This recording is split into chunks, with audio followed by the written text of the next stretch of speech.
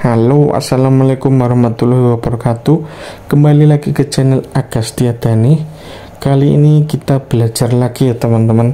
Sudah ke part 4 teman-teman.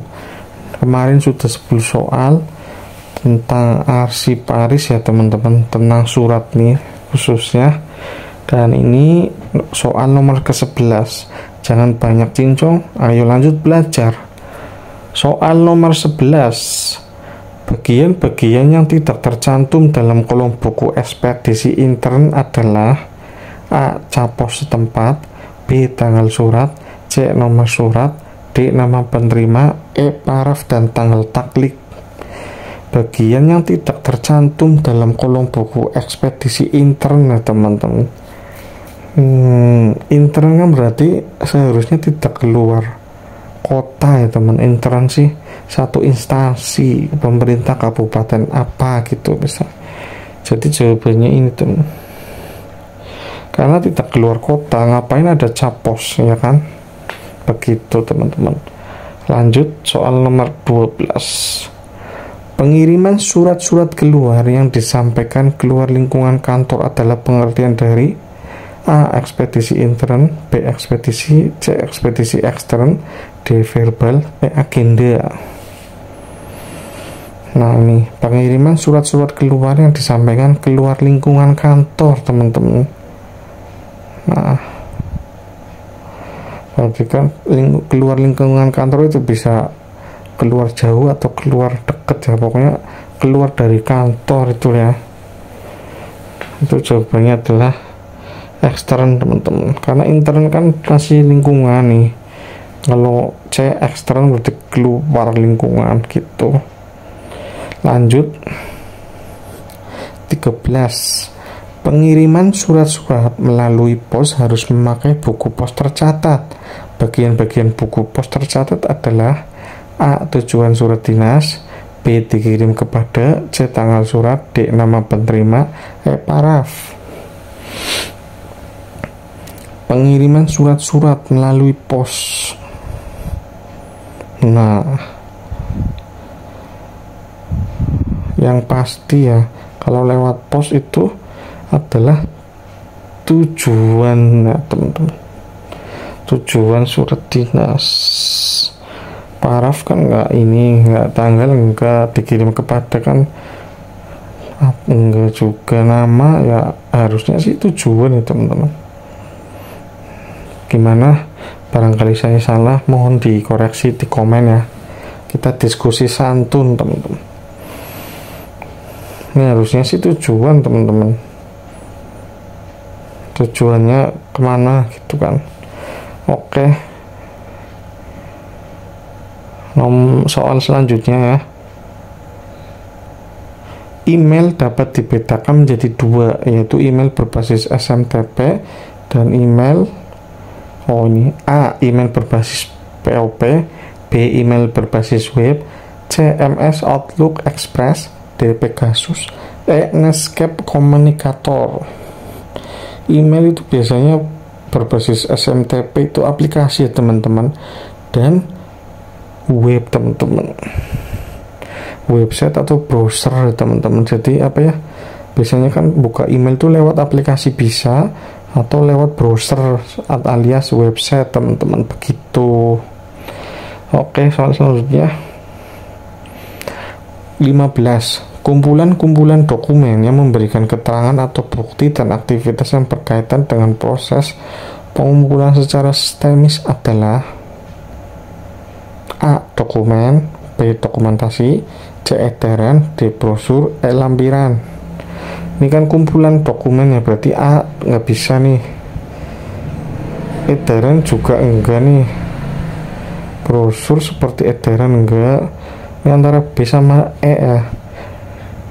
Lampiran sih enggak ya, lampiran tuh kayak pengumuman. Dokumentasi teman-teman. Nah ini gitu. Oke, lanjut soal nomor 16. Proses menentukan kata tangkap dari suatu surat atau dokumen untuk kepentingan penyimpanan disebut A. Mengkode, B menyortir, C mengindeks, D menyimpan, E memeriksa.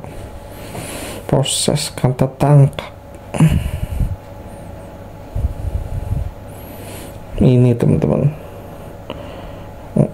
caption dari suatu surat. Jadi ketika disimpan kan ada indeksnya tuh, kayak labelnya teman-teman. Nah seperti itu. Oke, lanjut soal 17.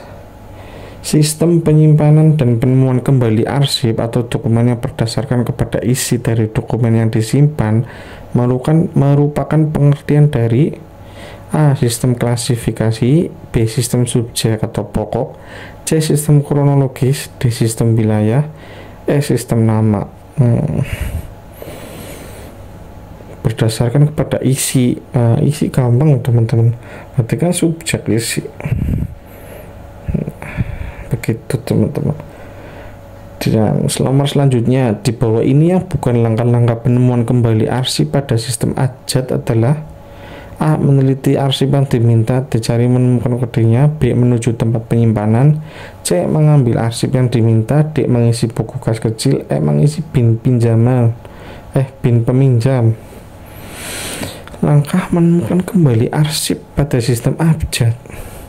Meneliti, iya bisa. Menuju tempat penyimpanan, pasti. Mengambil arsip yang diminta, oke. Mengisi buku kas kecil, nggak tahu. Mengisi bin peminjam, oh iya. Berarti jawabannya adalah D. Enggak, ini enggak termasuk nih, bukan termasuk langkah-langkah penemuan kembali arsip. Nomor selanjutnya 19. Setelah arsip diberi kode dan disortir lalu disimpan pada A. Laci, B. Almari, C. Filing kabinet, D. Ruangan, E. Tas. Nah ini gampang teman-teman, ini jelas ini kan untuk penyimpanan arsip kan filing kabinet. Nah filing kabinet ada berbagai macam, ada lettering, ada drawer, ada apa gitu teman-teman, pelajari lagi ya bentuk filing kabinet dan fungsi. Nomor selanjutnya, nah ini contoh lettering kabinet itu yang digeser teman-teman, nah, bentuknya.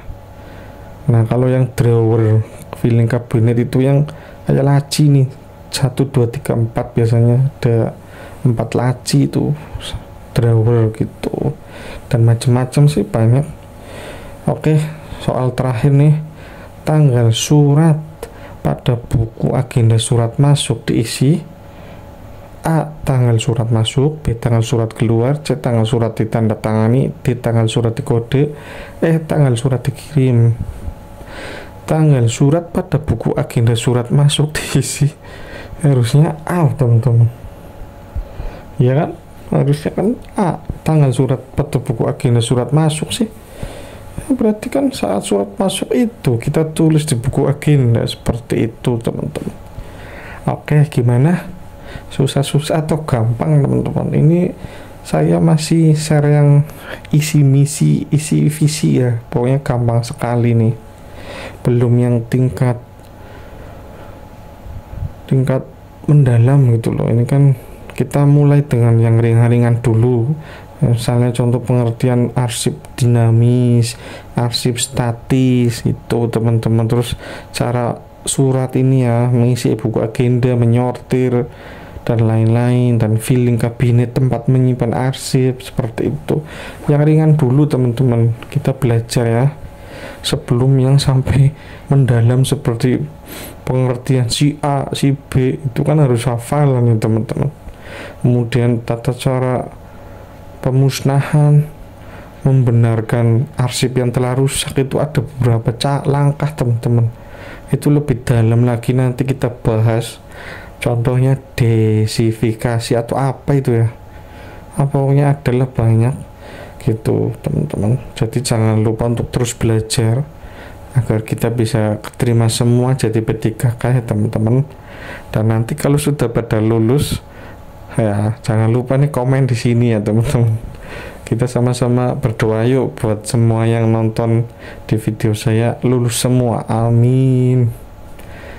Oke, gitu aja. Mohon maaf jika ada salah-salah kata ya teman-teman. Jangan lupa di like, di subscribe, dan di share. Oke, Thank you, goodbye, wassalamualaikum warahmatullahi wabarakatuh.